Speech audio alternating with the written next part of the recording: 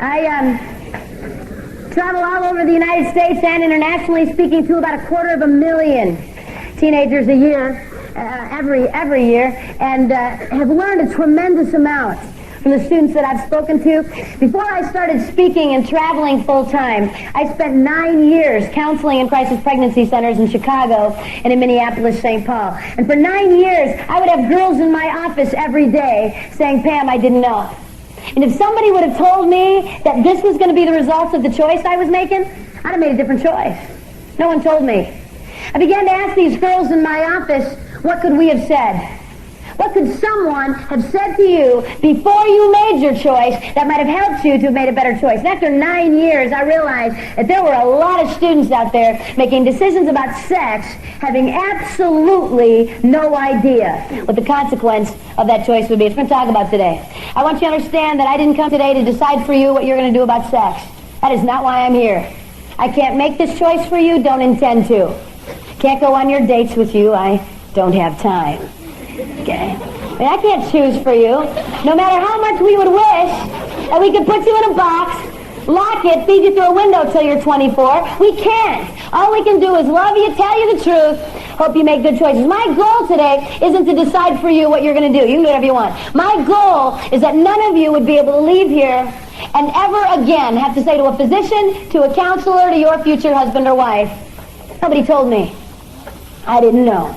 Today you're going to be told what you choose to do when you walk out of here is up to you. I get to start today the way I can't typically start in public school settings, and that's why it's so wonderful to be in parochial schools and be able to start this way. Students, God created sex. It's awesome. It's not a terrible thing we can't talk about in Catholic school. God created sex. So, now listen. Listen up. God wants you to have great sex. He does. This is not about wrecking your fun. Now listen, you guys laugh at that, and I am going to prove it to you by the end of this hour, so you have to pay very close attention, because I'm going to have to talk to you about this again. God created sex. It was His idea, not yours.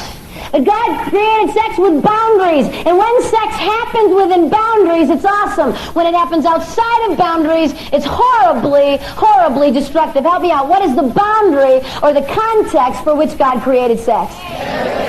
There's the right answer.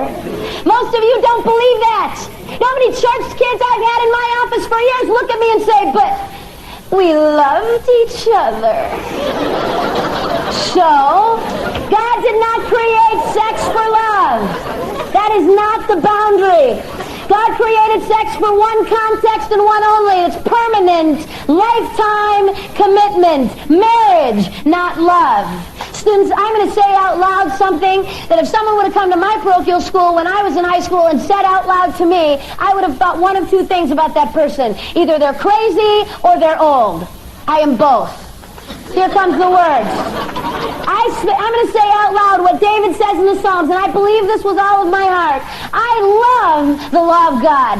I delight in the law of God. The law of God is like honey on my lips. I love God's law.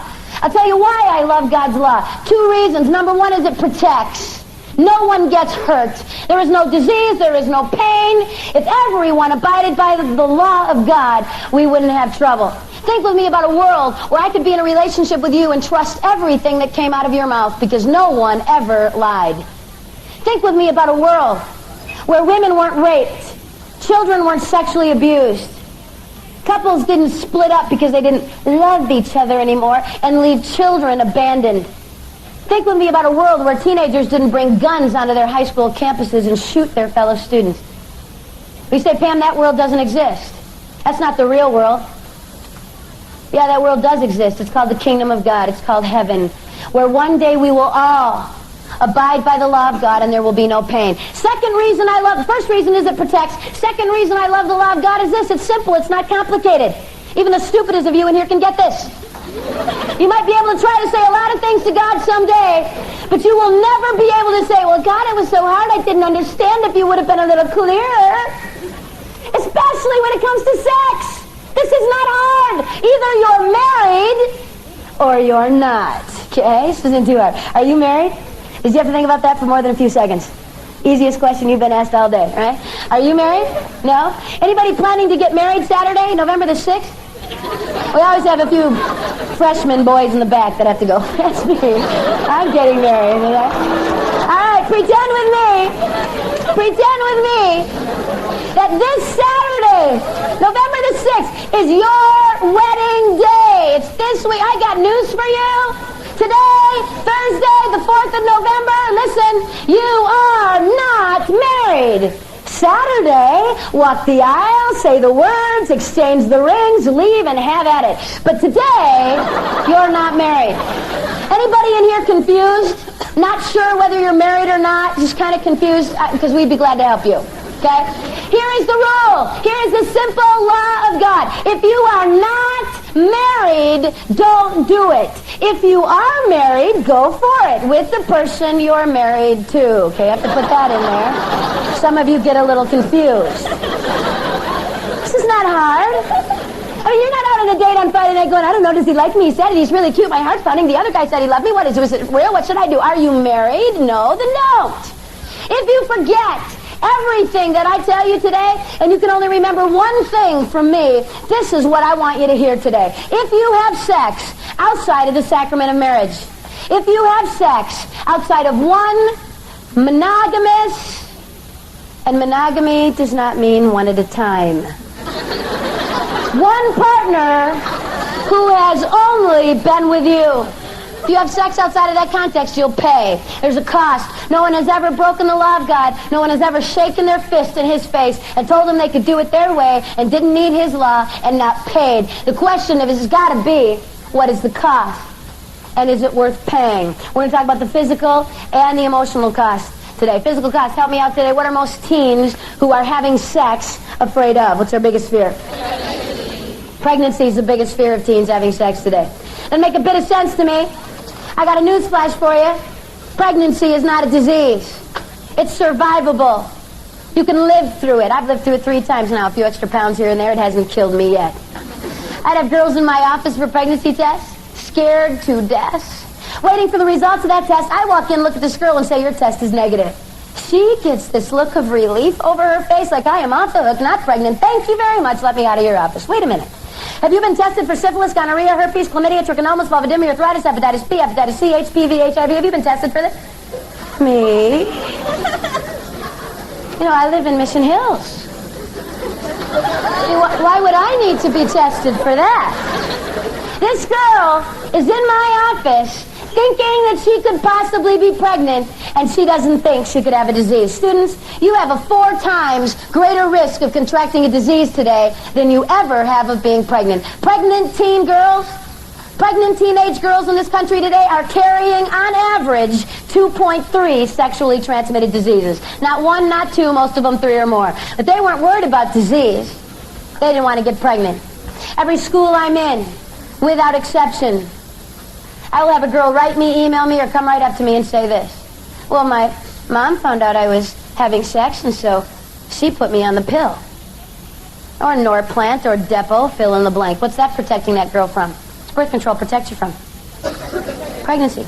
That drug, that hormone that this girl is taking has just made her 10 times more likely to contract the disease than if she were not taking that drug. This girl's going to end up sterile or dead. Thanks, Mom. Glad you cared. Pregnancy is not the worst thing that could happen if you decide to have sex. Far worse things than that. However, over 9 years, I had to tell a lot of girls that their test was positive. Immediately, they wanted an easy, painless way out of this pregnancy they didn't plan. I have to look at this girl and say, guess what? Your choices at this point are bad, terrible, and even worse. Those are your options. You had a good choice. That was before sex. Now, all of the choices you got are going to carry consequences. Abortion is painful. I've counseled hundreds of women, 5, 10, 15 years after an abortion, still hurting. I've counseled teen girls with anorexia, bulimia, depression, suicide, because of an abortion I couldn't take back. So last summer I had to deal with a 20-year-old girl, the most painful things I've ever seen and witnessed. Underwent an abortion at 18 weeks, dilation and an evacuation. The abortionist dilated the cervix, entered her uterus with a very sharp instrument that looks a little bit like pliers or tongs, and literally ripped the child out in pieces. In the process of performing this procedure, he perforated her uterus, grabbed a hold of part of her bowel, and yanked it right through her vagina. She was hemorrhaging. In order to stop the bleeding, they rushed her to an emergency room where they did a radical hysterectomy. This 20-year-old will never have children. Not only that, they had to do a colostomy. She's going to go to the bathroom in a bag on the outside of her body for the rest of her life. A safe, legal, little fix to a problem. No way. Abortion hurts women. Parenting is not easy. This last May, I had a 7th grader at a middle school I spoke at, 12 years old, pregnant with twins, delivered in July. It's going to be a lot of difficult years. 80% of teenage girls who choose to parent children while they're teens will live below the poverty level for at least 10 years, most of them for the rest of their lives, and 90% will never attend or graduate from college. 90%. And 10 out of 10 of those girls sat in my office and said, not me. Well, Pam, I'm going to finish high school, work full-time, go to college, be a doctor. Life happens to most of these girls. The number one indicator of poverty in this nation's students has nothing to do with race or where you live. The number one indicator of poverty in our country today is single-parent households in the age of that young girl when she began parenting alone. Serious responsibility, girls. Guys, in case you've all fallen asleep now, because we're talking about pregnancy and this does not involve you. Young men, you get a girl pregnant in the lovely state of California or any other state in this nation whom you are not legally married to. Not who you like a whole lot, okay? But a girl who you're not married to. Guys, you need to understand that you have absolutely no legal right to the choice she makes. This girl can do whatever she wants. You have no say.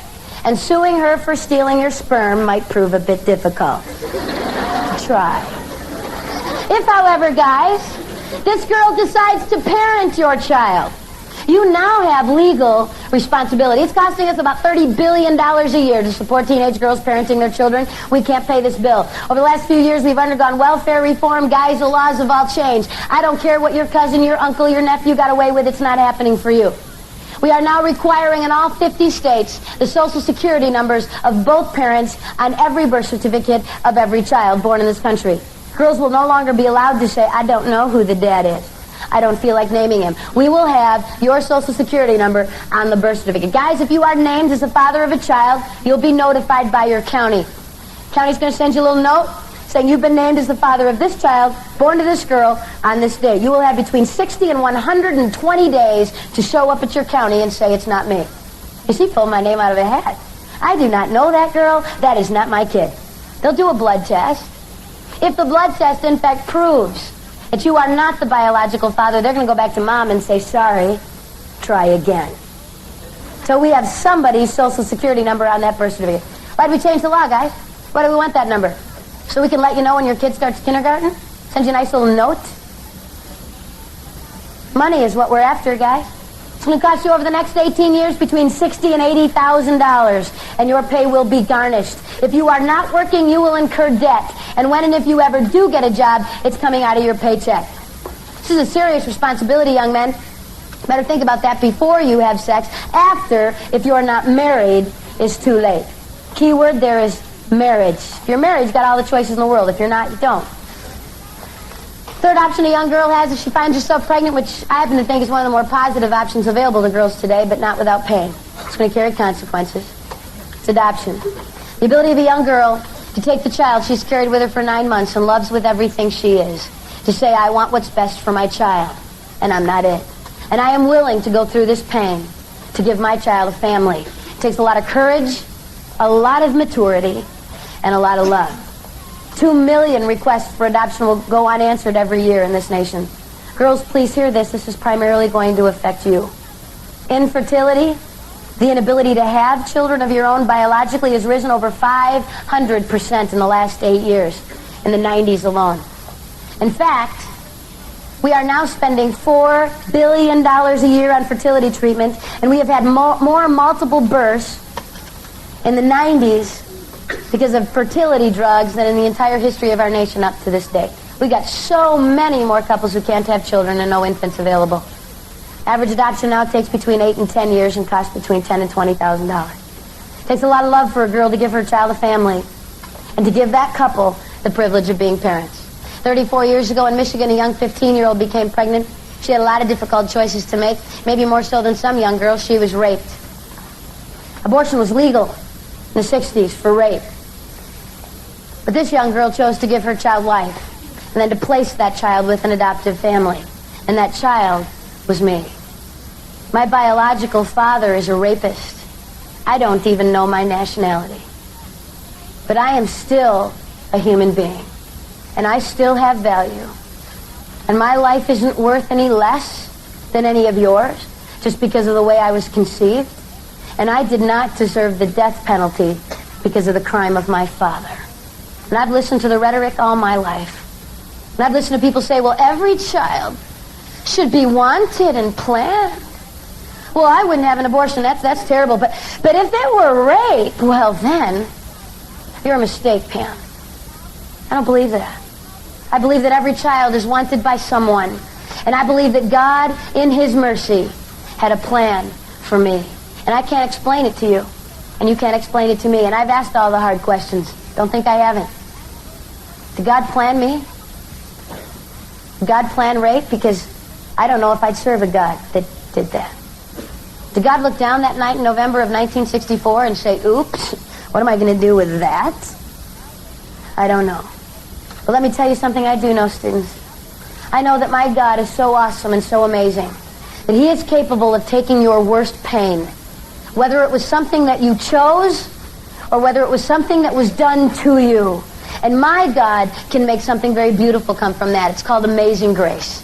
The ability of God to take even the pain in our lives, the ashes of our lives, and make something good come from that. I don't know how and I don't know why. I just know He can. I've not met my birth mom. Someday I hope to. If I don't meet her here on earth, I'm going to meet her in heaven. I've been praying for her since I was 4 years old. And when we meet, I'm going to wrap my arms around her and I'm going to tell her I love her. Because she loved me. Loved me enough to give me my life. And then loved me enough to give me the next most special gift I was ever given. And that's my family. Since I wouldn't want any of you sitting in this room to ever have to make a choice like this. I've spent 9 years of my life walking girls through these choices. There is no easy way out. The best choice is before you have sex. After that, it's going to get really tough. But please hear me today. If someone you care about, were to find yourself pregnant you didn't intend to be, please get some help. Please don't walk through this alone. Crisis Pregnancy Center should be close to you. Where you can find it, the best way to do that is to look under your yellow pages, under abortion alternatives, or pregnancy counseling. Look under the listings, find out who is doing the counseling, give them a call, and get some help. Don't walk through this alone. Pregnancy survivable, though. We live through that. I could walk you through that. That is not the worst thing that could happen if you decide to have sex today. Far worse things than that. Today, November 4th, today, in the next 24 hours, 12,000 teens will contract a sexually transmitted disease. Today. 12,000 more tomorrow. 12,000 teens who got up this morning and said, like some of you sitting in this room, that's not going to happen to me. Damn, that happens in Los Angeles and San Diego and San Francisco and Sacramento and scary schools like St. Paul. But we're okay here at Alameda because it doesn't happen here. You're wrong. Since in the 1950s, we had 5 sexually transmitted diseases we knew about were treated. 5. You could count them on one hand. Go find a grandparent. Go find someone who grew up in the 40s and 50s. Ask them. Were there STDs when you were a kid? I mean, do people have them? Talk about at school? Have classes? Have wellness day?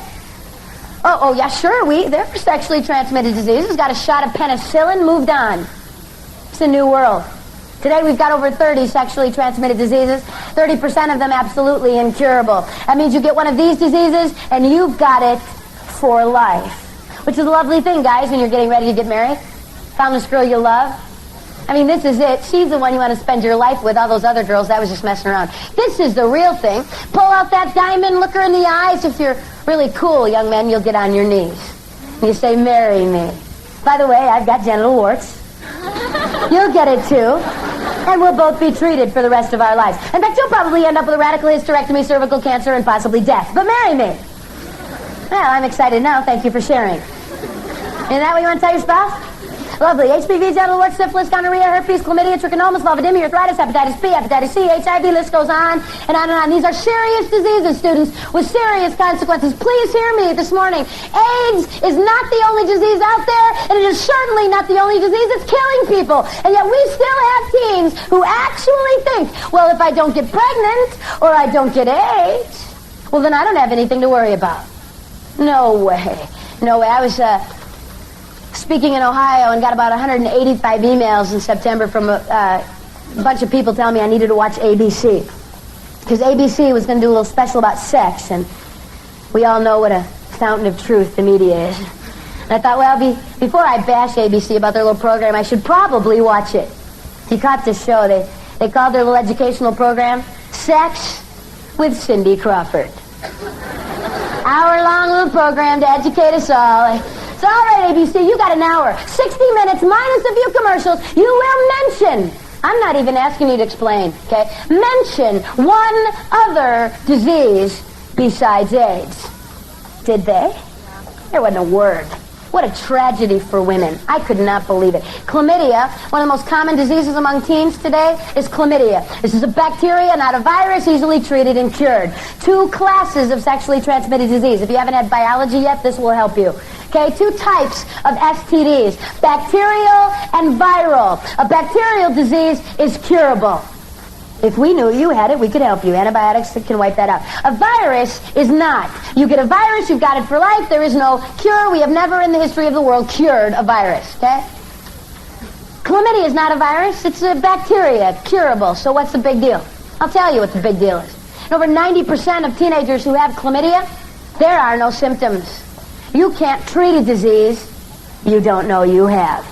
We got all kinds of teenagers out there having sex going, well, it's not bothering me. I mean, I've had sex, but I don't have a disease. Never been tested, certainly not in the last 2 months. But I know I don't. How in the world would you know that? Let me tell you something pretty safe to say I know about you. If you're sitting in this room and you are sexually active or have had sex, let me tell you something pretty safe to say I know about you. It's true of teens all over the world. You actually believe that if you get up the next morning and herpes isn't tattooed to your forehead, you don't have a disease. I mean, if I can't see it, feel it, or touch it, I don't have it. If I had a disease, I would know. My nose would turn purple, my ears would be red, something would burn. I would know. No, you wouldn't. If I asked you what the pregnancy rate was at your high school, you could probably tell me. We had 8 girls get pregnant last year. There were 7 girls at our school. We've got the highest pregnancy rate. But I don't know anybody at my high school who's got a disease. Really? First of all, your friends aren't getting tested. And even if they were, do you think they would tell you? Went to the doctor Monday, found out I had herpes. Tell everybody by 5th hour. I would like for the entire school to know. You think I'm going to tell you? There's no way. So you think walking down the halls you're going to see it? Oh, purple nose, herpes, stay away from that. Oh, am I going to do that? So you think because you can't see it, feel it, or touch it, or know anyone with it doesn't happen. Doesn't work that way.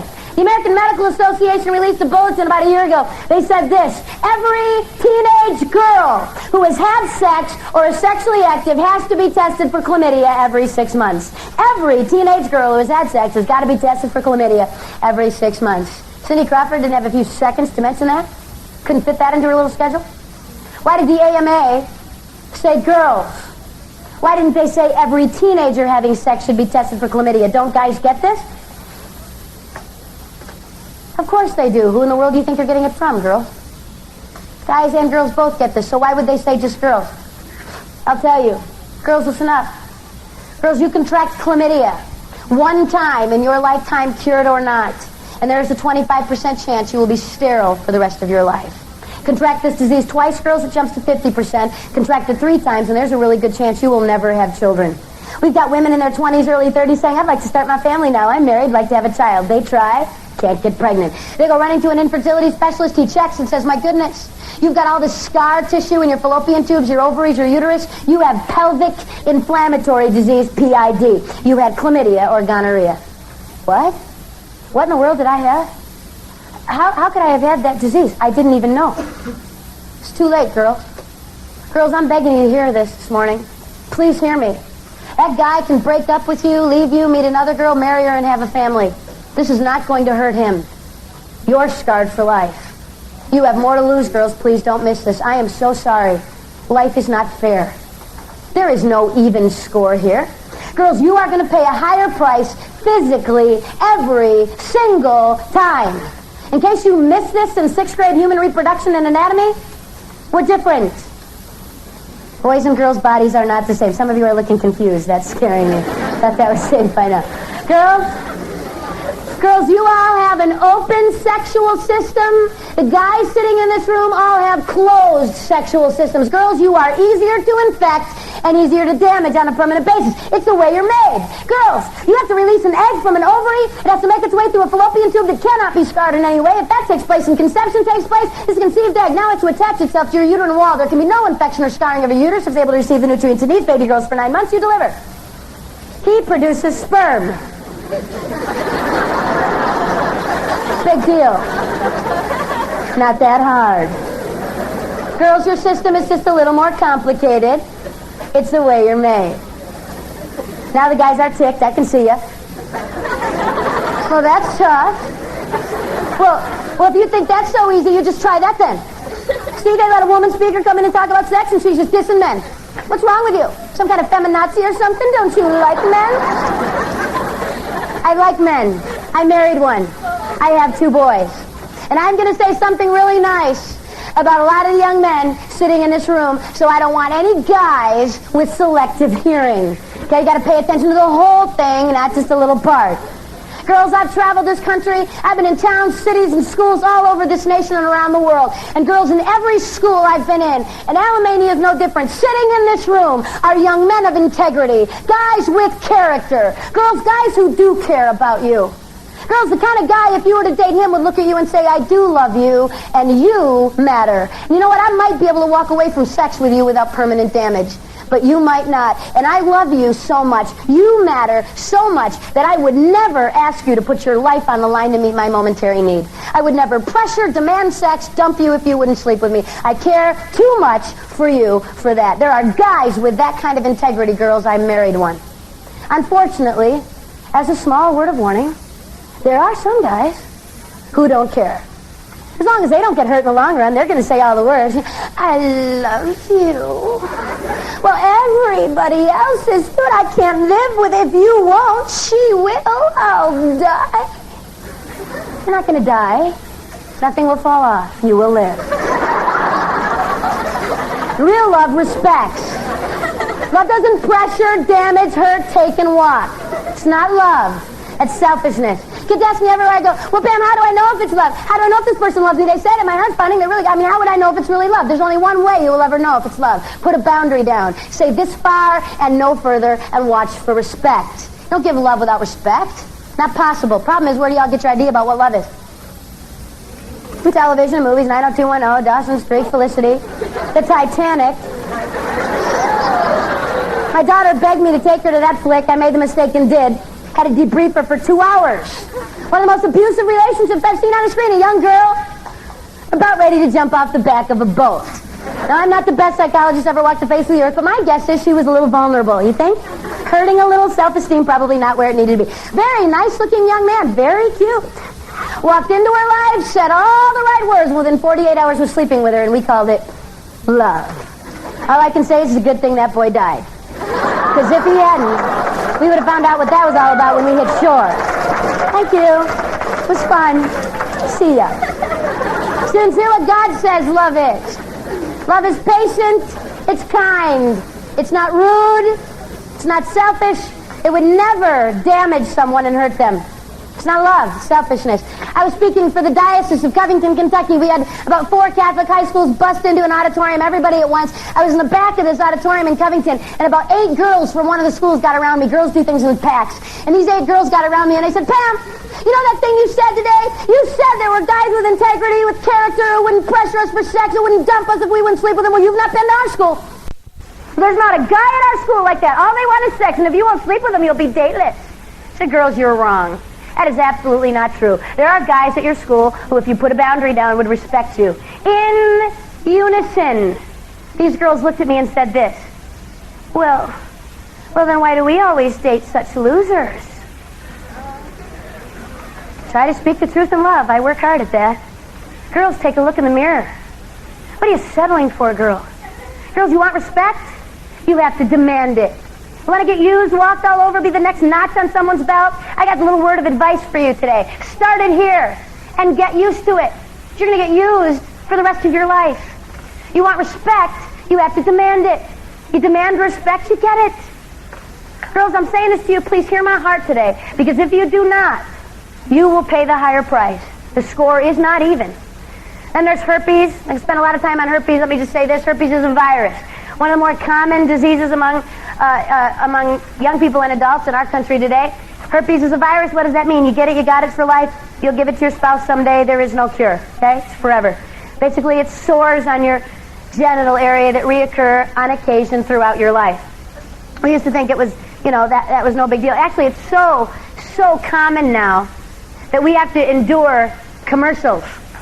And I'm watching television with my children. It's very nice, beautiful girl. I think she's riding a bike, and also I have genital herpes.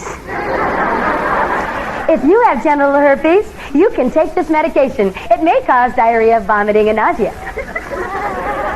And I'm thinking, whatever that is, I want that.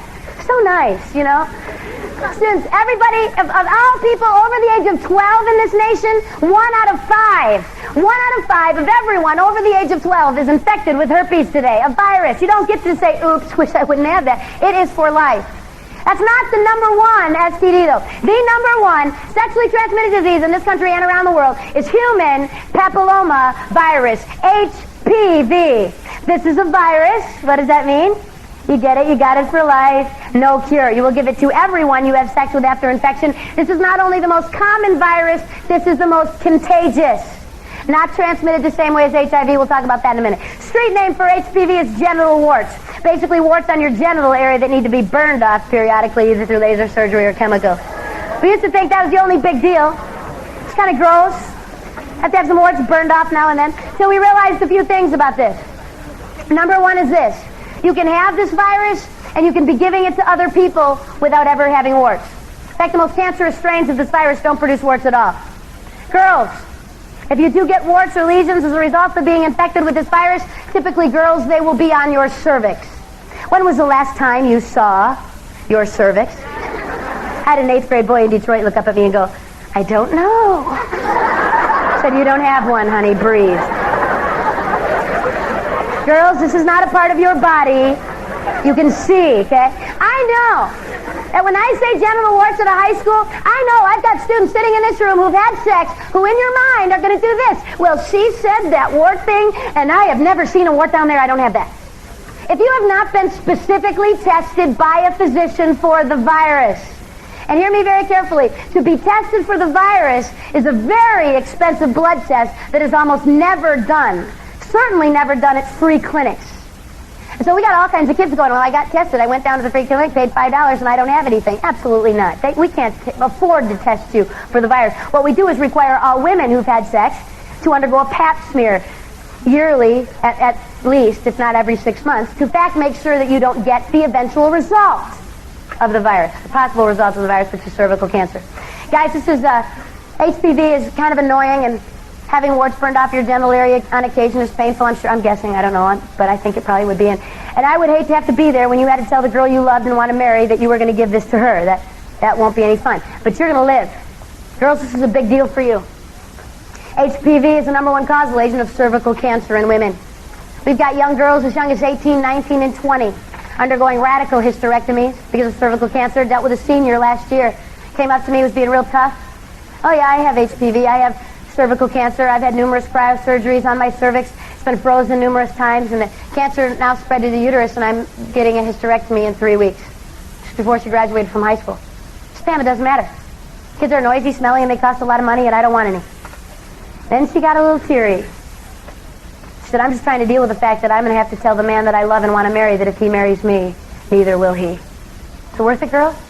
Girls, do you realize that more women died in this country in 1997 of cancer-related illness due to this disease than died of AIDS? This STD is killing more women currently than is HIV. Second leading cause of cancer death in women, and we're not talking about this? Not telling our daughters this? I had a 10th grader stop me after an assembly in tears. She said, Pam, 3 months ago, went to a party, got drunk. Girls, can I love you just a minute? You can have all the right answers today. No, I want respect. I don't want scarred tubes. I don't want cancer. I don't want all that. I'm going to wait. And then one night you get drunk and have no concept what it is you're doing. Please don't drink.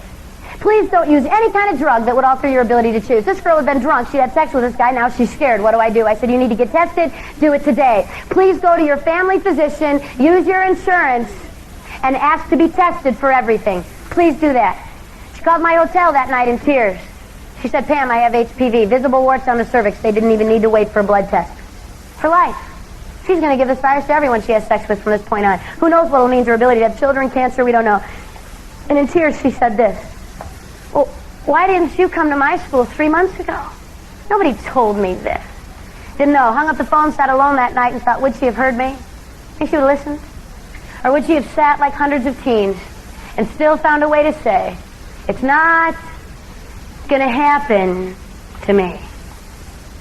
Students, you're not playing the same game I was playing. You're not playing the same game your parents were playing. Good morning, it's not 1974.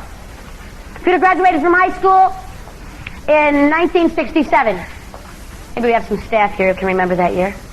If you'd have graduated in 67, 1 in 32 of your classmates would have had a sexually transmitted disease. You would have had to have had a few partners.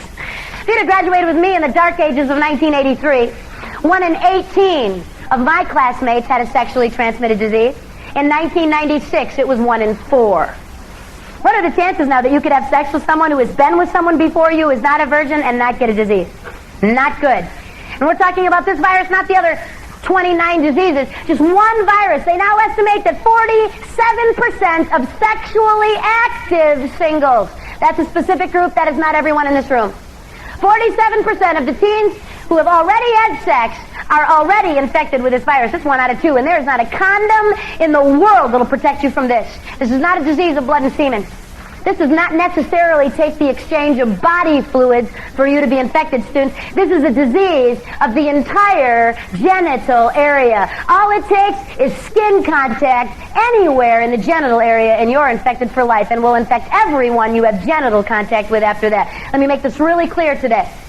It doesn't take sex. You know how many girls I've had in my office test positive for both herpes and HPV who were technically virgins? Thought they could do everything else. See, what was their big fear? What are they worried about? Worried about getting pregnant. So I can do all this other stuff. It's not really sex, Pam. I won't have to worry, really. Number one question I get everywhere I go around the world. Number one question I get from teens is this. Well, how far is too far? Well, then, Pam, where's the line? Well, then just lay it out. What can we do and not get a disease? And I was convinced for 5 years, absolutely convinced that this was a teenage problem. It's teenagers. I don't know what we have to say to these kids. They don't get it.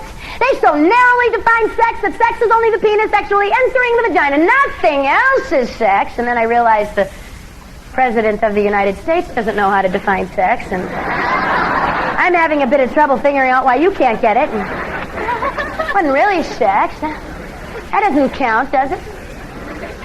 Let me give you the medical line over which you can't step. If you have stepped over this line, you have risked disease. And you need to get tested. I don't think this is complicated. I don't think this is tough. I think you can understand this. Here it is. Absolutely no genital contact of any kind. None. You stepped over that and you're at risk. I'd have girls in my office daily for pregnancy tests, scared to death. I'd do the test. I'd walk in, look at that girl, and say the test is negative. She would be like, thank you, I'm gone. I'm leaving. No, you're not. You need a pap smear, a blood test, vaginal culture, physicians in Tuesday, Thursday, Friday when you come in. Oh, not me. I don't need those tests. Yeah, you do. Well, no, see, Pam, I've only been with my boyfriend, and he has only been with me. Oh, that's good. How do you know that? He told me. It's good. Did you ask the right questions? Students, please realize this. It is never good enough to ask a partner if they've had sex before. That is not good enough information. You have got to know whether on any occasion that person has ever had genital contact with anyone else besides you. If they have, you're at risk and you need to get tested. Is that clear? Anybody confused? Because I don't want you confused about that. Then there's HIV. I'm not going to spend a lot of time on this virus. I'm going to remind you this. HIV is a virus that causes AIDS. It's deadly. You don't want it. This is an equal opportunity virus hurting the guys as much as it is the girls. In light of that, what have you been told to do to make sure you don't get this particular disease that will kill you? If I said safe sex to you, what would some of you say? Kind of say, sure, Pam. I don't have to worry about disease. I can sleep with 18 people. I got a piece of latex. Safe. Unbelievable. Since the only safe sex is a safe partner. Someone who has never had sex, or if they have, hear me very carefully, it has been at least 3 years from the last time they had sex of complete abstinence. Please have them tested with their blood, viral testing, to make sure, in fact, that they are not carrying a disease. That is the only way you will ever know that you won't get a disease. And saying no to sex won't hurt you. Once you've said yes, you've lost all guarantees. I was speaking in a state in the Midwest, got a call middle of the week from a superintendent in Western New York. He said, Pam, we've had a tragedy. We need you to get to our school this month. I said, I'm booked through the end of this year and next. I will put you on a waiting list. I get cancellations. You're at the top of my list. Hung up, thought I'd taken care of that. 2 hours later, the middle school principal calls. He said, Pam, I know you've already told my superintendent that you won't come to our school, but our school's a morgue. I can't be on a waiting list. I can't wait till next spring. Please rearrange your schedule. 3 weeks later, I flew to Jamestown, New York. 3 weeks before I got there, 9 7th and 8th grade girls tested positive for HIV. They were all infected by the same young man, a 19-year-old by the name of Nushan Williams. When they found out 9 of their 7th and 8th graders were positive, they tested 70 students in that district who had either had sex with that guy or with one of those 9 girls. By the time I got there, they tested 500 teens in the county. It will be years before we know who's dying and who's not. I got done speaking at the middle school, and all the other 7th and 8th graders went back to class, and one little 8th grade girl, blonde, blue-eyed little girl, I will never forget her, waited till everybody else had left so she could talk to me alone. Just turning 14, just found out she was HIV positive. This 8th grader looked at me that morning, and she said, Pam, how could he do that to me? He loved me. He loved her, you think? That's love now? Sex is love, and love is sex. If you love me, you will prove it. That's love now? Please tell me we haven't fallen that far. Sex isn't love, and love isn't sex. Let me tell you something about this little 8th grader, though, because she's not that different from some of you. She so desperately wanted somebody to love her. Anybody. Someone to say, you're pretty, you matter, I like you. She was willing to put her life on the line to get love. And she actually believed that if she gave sex to this guy, she'd get loved. What she got was used. It's not the same thing. What if we didn't have AIDS? What if we didn't have genital warts and herpes and chlamydia and syphilis and gonorrhea? What if I could give you a super condom? I mean, I can't. But what if we could? Use it, sleep with 20 people, it won't matter. Are there other reasons besides disease that we might want to wait? I think so. See, I'm stupid enough to think that sex is more than a biological act to meet a biological need. More than a hormone you can't control, an itch you've got to scratch. It involves more than just your physical body. It involves everything you are. God called it a one-flesh experience, the taking of 2 unique individuals and bonding them for life. 1 Corinthians 6:18, these are God's words and not mine. Please hear them. Flee sexual immorality. Run in the other direction. All other sins you could commit. That is astounding, students. Murder, lying, cheating, stealing, any other sin you could commit is outside your body, but he or she who sins sexually sins against your own body. Basically damages everything you are. That's why this is so devastating. I was on a plane heading to Cincinnati. This is typical airplane conversation. This nicely dressed businessman looks over at me, sits down, and goes, oh, going to Cincinnati, what do you do? I'm a speaker. Cool, who do you speak to? Junior high, high school, college kid? Ah, cool, what do you speak about? Sex.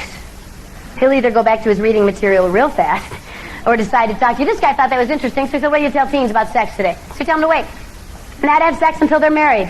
One partner for life. By now, the entire plane is listening, and this guy looks over at me and goes, what? Are you crazy? They're all doing it. They're out of control. They're animals.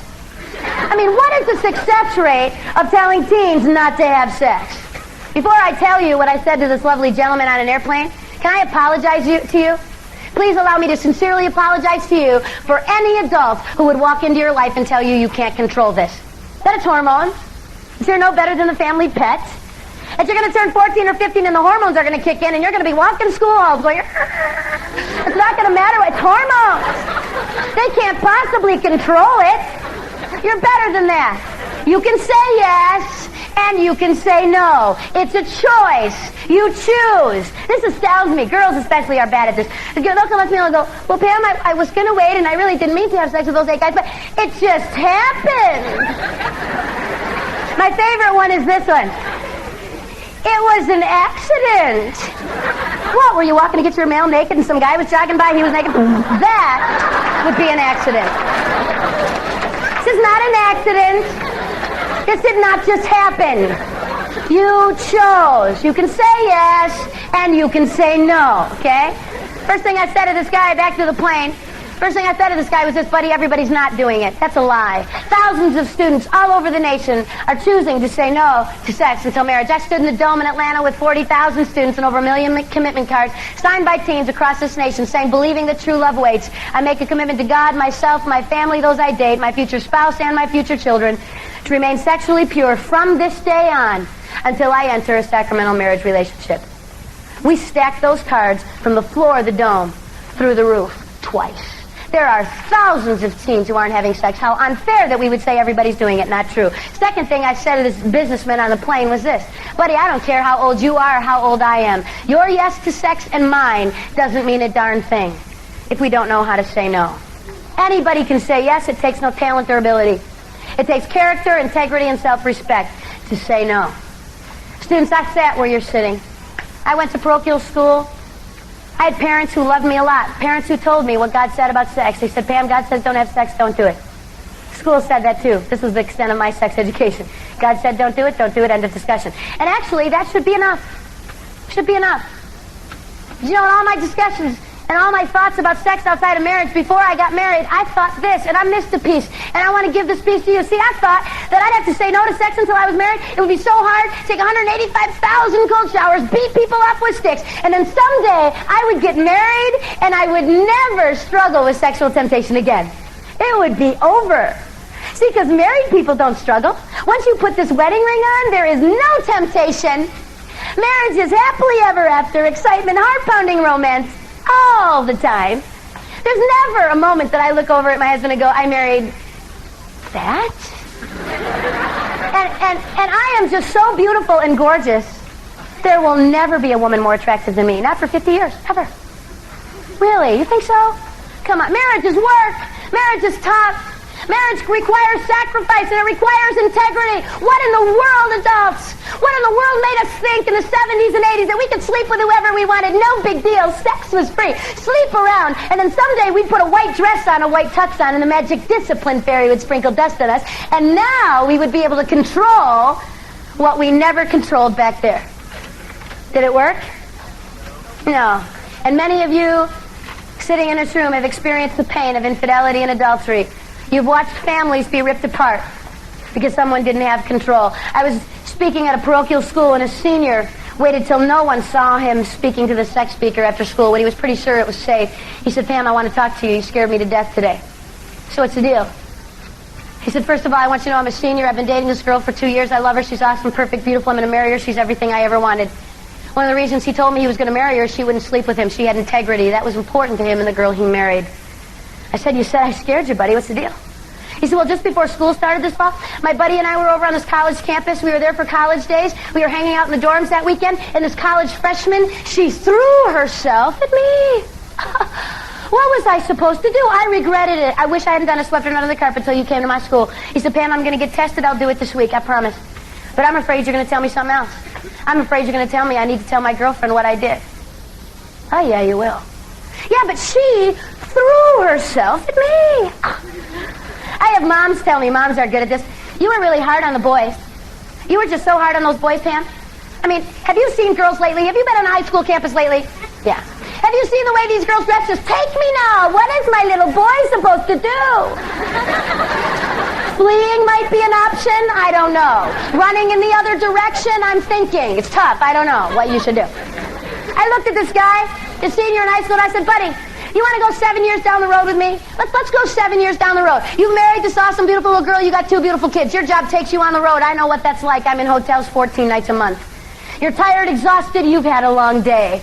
You just want something to eat. You get onto that restaurant bar thing. You bring a book. You're minding your own business, and some woman walks up and throws herself at you. You're going to call your wife later and say, sorry, honey, but she started it.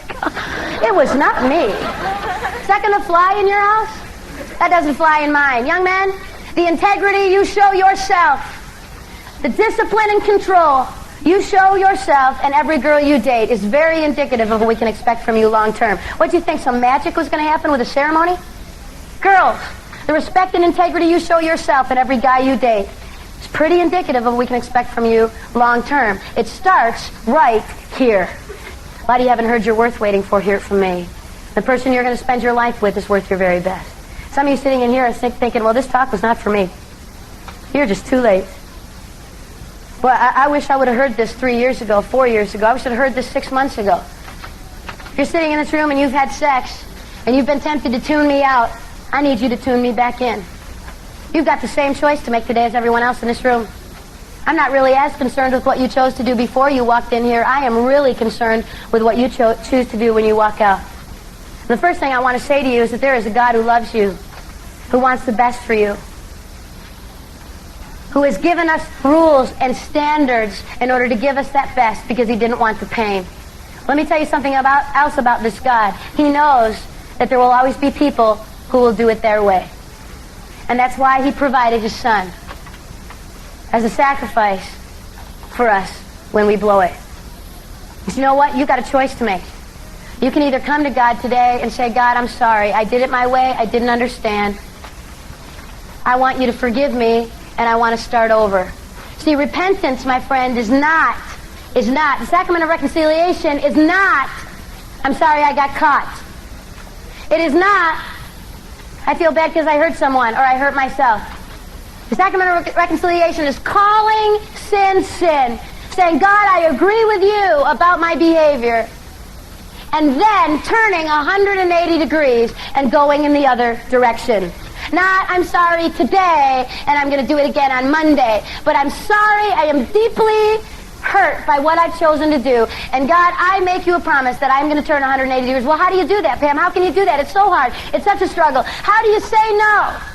The only way that I know that you can withstand this temptation, and Paul the Apostle in the Corinthians said this, there is no temptation taken you, but such as is common to man. We all struggle. We all struggle daily to do what's right. The only way that I know to turn 180 degrees and to begin to honor God with your choices is to be connected with the life of Christ. Is to be connected consistently, always connecting, abiding in the life of Christ. That is what sacraments are for, to continually abide in the life of Christ, to gather from that the strength we need to live righteously. One of the options is you ask for forgiveness, you walk out of here and you start over. The other option is you harden your fist in the face of God and tell him one more time you don't need his rules and you can do it your way. And you walk out of here the same as you were when you walked in. And let me give you a little promise. I know where it is at the end of that road. It's death. Death is at the end of that road. The Bible says the wages of sin is death. But the gift of God is eternal life. The choice is to walk in the life of Christ or to choose death. I had a young girl in Anchorage, Alaska come up to me. She said, Pam, I'm a recycled virgin. I said, cool. She said, when I was 15, I had sex. It left me with so much pain. I said, no more. I don't want to do that anymore. I asked Jesus to forgive me. And I made a commitment that I would not have sex again until I was married. I said, you know what, that's so awesome. Someday when you get married, you will have to tell that guy what you did when you were 15. But hear me very carefully. You're going to be able to look at that guy, and you're going to be able to say, for the last 3 years, 5 years, 7 years, whatever it is, I have waited for you. I've practiced discipline in my life. I can be trusted. And we're going to know what kind of damage was done. We've had some years to make sure she's okay. You can walk out of here and keep doing what you've been doing. That's a choice you need to make. Or today, you can say no more. Someone's going, yeah, but Pam, you don't get it. I mean, if I went back to my boyfriend or girlfriend and told them I loved them, I love them. I don't want to break up. I want the relationship but not the sex. They'll dump me. I mean, if I won't sleep with them, they'll find somebody else. The relationship will be over. Really? What's your relationship based on? It's based on sex. Want to test a relationship that's sexual? Want to find out whether or not they love you? Do you want to know? I got a challenge for you today. Stop. See what's left. If they love you, they will still be around. If not, you've just learned, my friend, what you need to learn about that relationship. If you're sitting in this room and you have never had sex, you still have your virginity. And if my stats are right, that's at least half of you. If you're sitting in this room and you still have your virginity, I want to say this to you this morning. I want to say this because I know you don't hear it very often. Please hear it from me today. Good for you. Good for you. You have something so special and so valuable. It is worth whatever it takes to get to your marriage with no past, no fear. It's not going to be easy. You're going to get laughed at. Kids are going to say to you, you're not having sex. Everybody else is doing it. I told you that God wanted to give you the best and God wanted you to have great sex and you laughed at me. This nation spent $5 million in 1996 and 97 to find out who's having the best sex in this country. University of Boston, Chicago, UCLA. Guess what every study, $5 million produced? This was so unbelievable. Rolling Stone magazine's freaking out. They can't believe it. Matt Lauer's chin is dropping. This can't possibly be true. Guess who's having the best sex in this nation? Christian, married, monogamous women. Yes! You know what they're calling it? They're calling their studies Revenge of the Church Ladies. Hilarious. Since God, tell you something, God loves you. God wants the best. And this morning I have set before you life and death. I cannot choose for you. No one in this room can choose for anyone else. What I'm asking you to do is to think. You deserve the best. Never settle for less than that. You deserve respect. My heart cry to you is that you would choose life. Choose life, that you and your children and generations to come might live. You guys have been awesome. Thank you for your attention. God bless.